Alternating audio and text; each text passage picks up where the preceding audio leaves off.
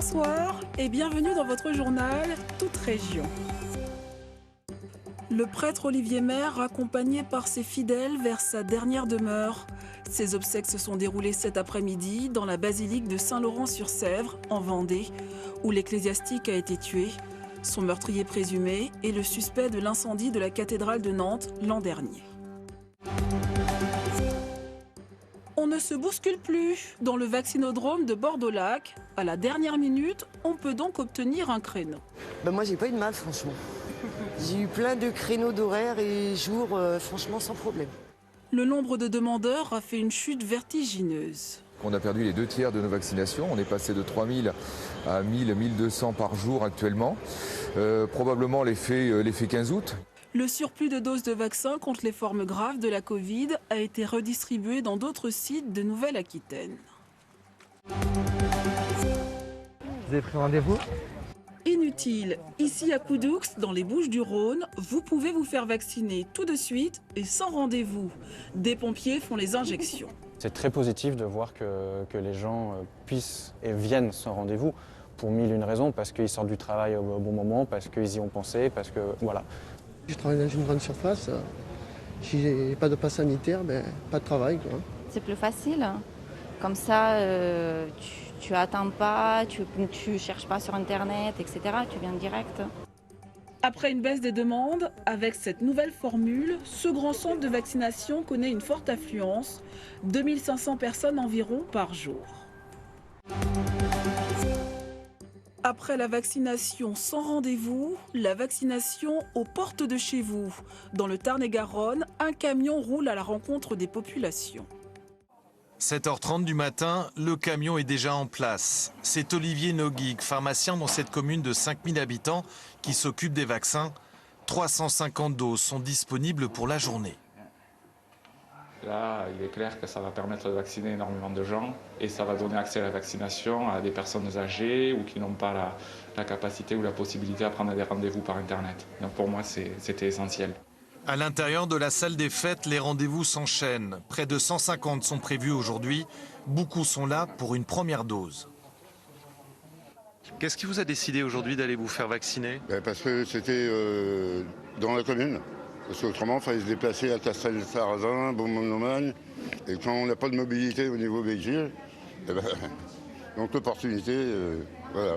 Je ne vois pas pourquoi on aurait fait 25 ou 30 km alors qu'on doit normalement économiser de l'essence, ne pas polluer, tout ça, alors que c'est plus facile de déplacer, je pense, un minibus pour 200 ou 300 personnes, que non pas que chaque personne prenne sa voiture et s'en aille 40 ou 50 km à l'extérieur. L'objectif de ce camion itinérant semble atteint, car il s'agit bien de faciliter la vaccination dans les zones rurales, comme le Tarn-et-Garonne, où seuls 2/3 de la population a eu sa première dose. Le canton de Verdun-sur-Garonne n'échappe pas à la règle. Et il y a un moindre taux vaccinal sur le canton de Verdun que sur le reste du département. D'où l'urgence d'envoyer le camion. D'où l'urgence d'être en proximité des citoyens pour leur permettre cette vaccination. Le camion reviendra le 3 septembre dans cette commune pour permettre aux primo-vaccinés d'avoir leur deuxième dose. Le pass sanitaire, des restaurateurs ne le digèrent pas. Certains ferment par conviction, d'autres par obligation. C'est le cas de ce gérant des Pyrénées-Orientales. Moi je ferme parce que j'ai un cas Covid et qu'ils te disent tu peux rester ouvert mais il te faut une nouvelle équipe. Trouve-moi une nouvelle équipe en restauration un 12 août quoi. En Occitanie, comme en Auvergne-Rhône-Alpes, plusieurs de ses confrères baissent leurs rideaux par choix. Je n'arrive pas à accepter la situation et je n'arrive pas à accepter de demander les papiers aux gens. On nous fait rentrer de force dans une démarche globale pour inciter les gens à aller se faire vacciner, donc c'est pas très chouette. Et puis ensuite, oui, il suffit de faire ses calculs pour comprendre assez vite qu'avec moins 50 ou moins 70% de chute d'activité, comme ont pu l'enregistrer les cinémas, les parcs de loisirs, etc., on ne s'en sort pas. Ce patron va saisir le Conseil d'État en demandant la suspension du décret. Lui ne va pas saisir d'instance, mais donner ses propres instructions. Ce maire des Alpes-Maritimes a demandé à sa police municipale de ne pas effectuer de contrôle. C'est le premier édile du département à adopter cette position. Semaine de rodage pour l'extension du pass sanitaire dans les cafés et certaines failles déjà pointées du doigt. Parmi elles, la possibilité d'utiliser le QR code d'une autre personne, même si les clients en terrasse ce matin semblent jouer le jeu. À notre âge, on ne fraude pas, hein. On se fait vacciner et puis point barre. Hein.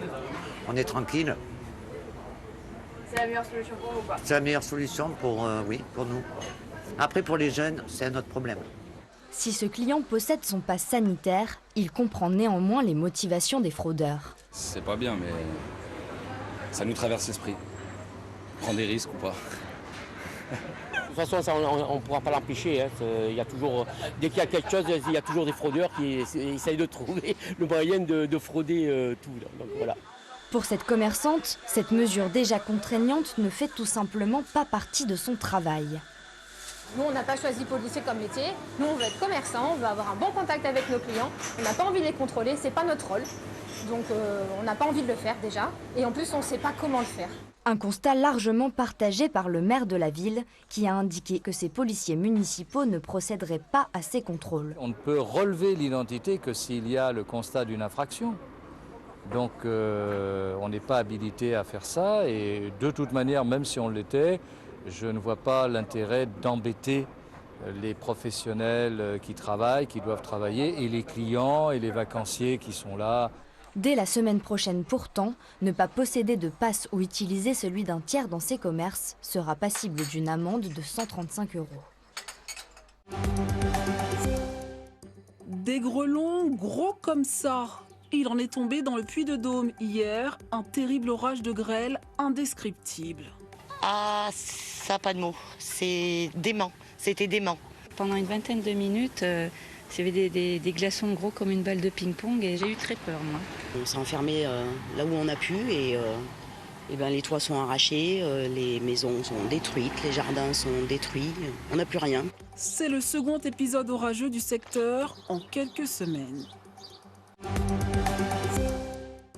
D'un extrême à l'autre, de l'épisode orageux de grêle à l'épisode caniculaire, les départements des Alpes-Maritimes, du Var et des Alpes de Haute-Provence sont placés en vigilance orange. Le soir, pour avoir un peu de fraîcheur, des Marseillais ont pensé aux plages du Prado. On est plus dans le plat là ici, qu'est-ce que j'en pense? Première chose à faire, trouver le bon emplacement, surtout pour une future maman. J'ai eu très chaud, en plus avec la grossesse, c'est pas évident. Donc voilà, en bord de mer, fin de journée, il n'y a rien de mieux. Certains sont très organisés et d'autres un peu moins. Qui dit apéro dit rosé et puis j'ai oublié le tire-bouchon. Entre amis ou en famille, ici sur les plages du Prado, on a plutôt affaire à des pros du pique-nique.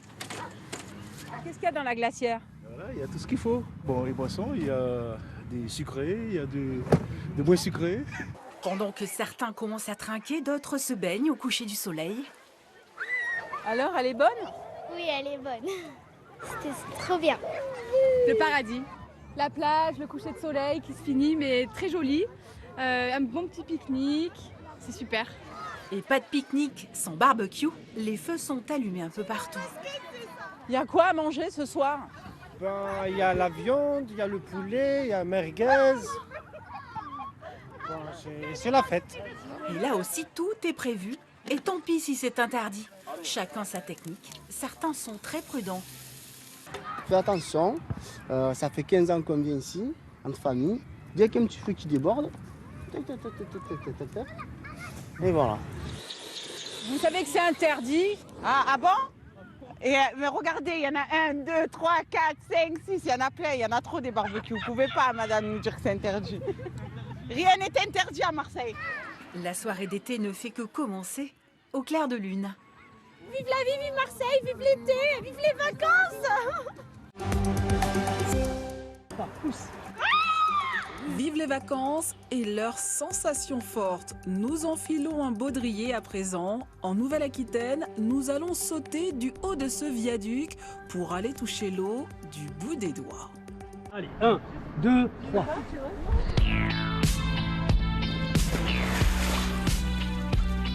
Elle est bonne. Il y a le nœud dans le ventre, le sol qui se dérobe et l'eau qui approche inexorablement. Les amateurs de sensations fortes ont désormais rendez-vous à Arudy. Depuis le printemps, Il est en effet possible de sauter à l'élastique du viaduc. On a craqué, on a dit tiens, ça c'est un produit qui n'existe pas, on va pouvoir faire toucher le bout des doigts, l'eau du bout des doigts au sauteur. Et ça a un franc succès parce que toutes les familles peuvent venir, les enfants sautent, tout le monde peut sauter, avec la sécurité absolue puisque du coup il y a de l'eau dessous. Avec un petit baudrier qui est une sécurité. Ça va, tranquille. Un peu trop d'ailleurs. Je ne sais pas une fois sur le bord ce que ça va donner, mais ouais, tranquille. Allez, 1, 2, 3, pousse. Oui. Une chute de 28 mètres, riche en sensations fortes. Ça va bien se passer.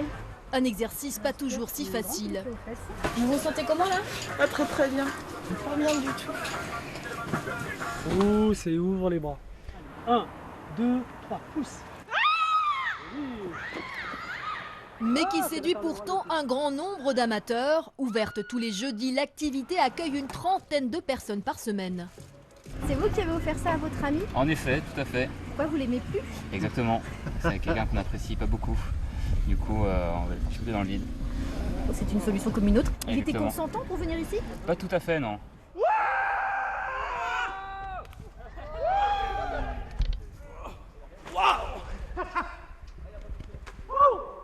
Pourquoi avez-vous fait ça? Parce que j'ai le vertige. C'est le seul moyen. On doit affronter ses peurs et les regarder en face. En Aquitaine, il n'existe qu'un seul endroit où faire du saut à l'élastique, à Rudy, désormais capitale des sueurs froides et de l'adrénaline.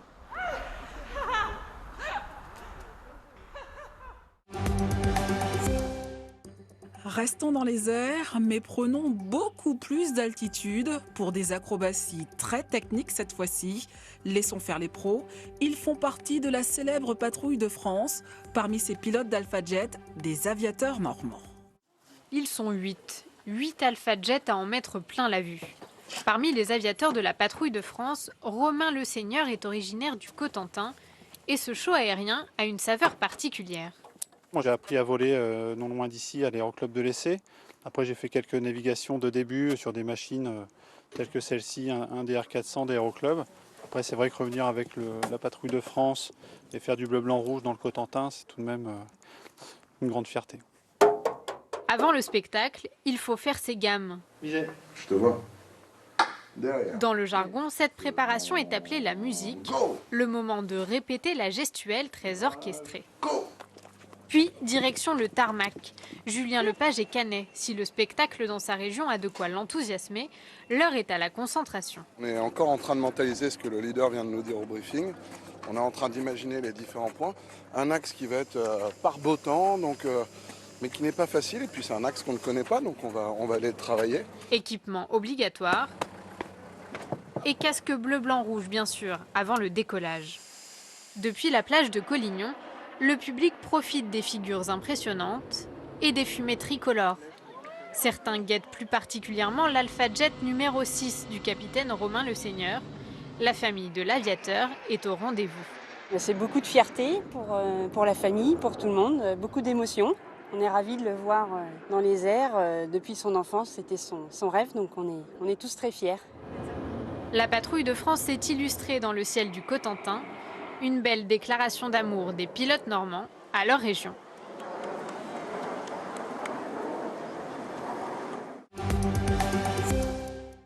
Deux nouveau-nés bien poilus, issus d'une espèce en danger. Leur naissance était donc attendue comme le Messie. Ce sont des bébés lynx, les premiers à naître dans les Vosges depuis 300 ans. Ces petites boules de poils ont été repérées grâce au collier émetteur de leur mère. L'Office français de la biodiversité suit actuellement 9 lynx boréaux dans les Vosges avec cet appareil de télémétrie et des pièges photos. Ces deux naissances étaient très attendues. Elles sont les premières à être documentées depuis 300 ans dans la région. La reproduction des lynx rencontre de gros obstacles. Pour que les lynx se reproduisent, il faut déjà de la quiétude, il faut des espaces assez grands, ils ont des territoires assez grands, mais pour que la reproduction se fasse, il faut que déjà il y ait des individus qui se rencontrent. Et là, le lynx se heurte à une difficulté majeure, c'est celle du morcellement des territoires, coupés par des infrastructures linéaires, tant ferroviaires que routières. Lika, la mère des deux petits, a été remise en liberté en Allemagne, en Rhénanie-Palatinat, en mars 2020, lors d'un lâcher comme celui-ci, dans le cadre du programme de réintroduction LIFE. Les lynx peuvent parcourir plusieurs centaines de kilomètres. La femelle s'est installée dans les Vosges du Nord où elle a mis bas. Dans la région, le lynx avait complètement disparu et sa réintroduction avait échoué. Problème de voirie, beaucoup d'autoroutes, le trafic, tout ça, ça fait que plus du braconnage un petit peu dans les années 80-83, où il y avait une tentative de relâcher, si je ne me trompe pas, en 1983. Et malheureusement, ça a bien échoué, quoi. Il y a eu beaucoup de braconnage et des accidents de la route, quoi. Les naissances sont plus fréquentes en captivité, comme ici au parc de Sainte-Croix. Les défenseurs de ce félin sauvage espèrent bien que les 2 chatons nés en liberté trouveront un territoire dans quelques mois et qu'ils pourront eux aussi se reproduire. Allons au cirque maintenant, dans un cirque d'un ancien genre, vieux de 160 millions d'années. À l'époque, nul besoin d'acrobatie ou d'animaux en tout genre. Au cirque de Mourez, dans l'Hérault, le spectacle, ce sont des roches calcaires qui le donnent et elles nous en mettent plein la vue. Ce jour-là, très tôt le matin, le ciel est chargé et la pluie tombe sur le village de Mourez. Nous sommes ici pour découvrir un cirque pas comme les autres, sans chapiteaux, ni clowns ou trapézistes. Pourtant, ce cirque à ciel ouvert attire chaque année près de 250 000 visiteurs. On part d'ici pour faire les visites guidées et après on déambule dans les rues de Mourez. C'est un village médiéval qui date de 990. Donc on est à l'extérieur des anciens remparts du village parce qu'à la période de la guerre de Cent Ans, il a été fortifié. Et donc là on est à l'extérieur et on voit l'église Sainte-Marie de Mourez et le Castel Moresino, donc le château de Mourez, qui est sur ce gros roc assez imposant. Laura, là nous sommes sur le chemin, sur la piste du cirque de Mourez, hein, c'est ça? C'est ça, donc là on est au départ des randonnées, donc on n'a plus qu'à y aller. Okay. 2 randonnées sont proposées aux visiteurs, une plutôt facile qui demande 1 heure de marche, l'autre plus difficile se boucle en 3h30. Mais dès les premiers pas, le spectacle grandiose fait oublier les efforts consentis. C'est très mystique, hein, c'est vrai. Oui, c'est un paysage très, très particulier, très lunaire et on est un peu hors du temps. Au milieu des immenses rochers dolomitiques, tout le monde en prend plein les yeux, comme Jean et Nicole, originaires du Maine-et-Loire. On trouve ça magnifique. Ouais. Voilà, c'est vraiment un cirque qui est super. On a le soleil, donc rien de plus. C'est superbe, donc évidemment ça change un petit peu de chez nous, quoi. Le cirque de Mourez, il date d'il y a 160 millions d'années. Donc à cette époque-là, il y avait une mer chaude qui s'est ensuite retirée et a laissé comme un gros gâteau de calcaire. Et en fait, l'érosion a créé vraiment ces formes ruiniformes parce que ce calcaire est différent du calcaire qu'on connaît. C'est du magnésium et du coup, il s'érode beaucoup plus vite. Ce qui fait que ça fait des paysages assez spéciaux, assez lunaires. À mi-chemin des 2 randonnées, la magie opère. Chacun peut laisser libre cours à son imagination devant ces colonnes pétrifiées, aux formes suggestives et aux appellations étranges comme le sphinx, le gardien, l'oracle ou l'ours et le berger. Magnifique, je trouve ça splendide. Ça me faisait penser un peu au film Avatar, pour ceux qui l'ont vu, avec ces espèces de... je sais pas comment ça s'appelle là, pics rocheux, dolomites. Magnifique. Dolomie. Ah, Dolomie. Ouais. Ah oui, Dolomite, c'est le parc en Italie, c'est ça? C'est ça. Non, c'est superbe.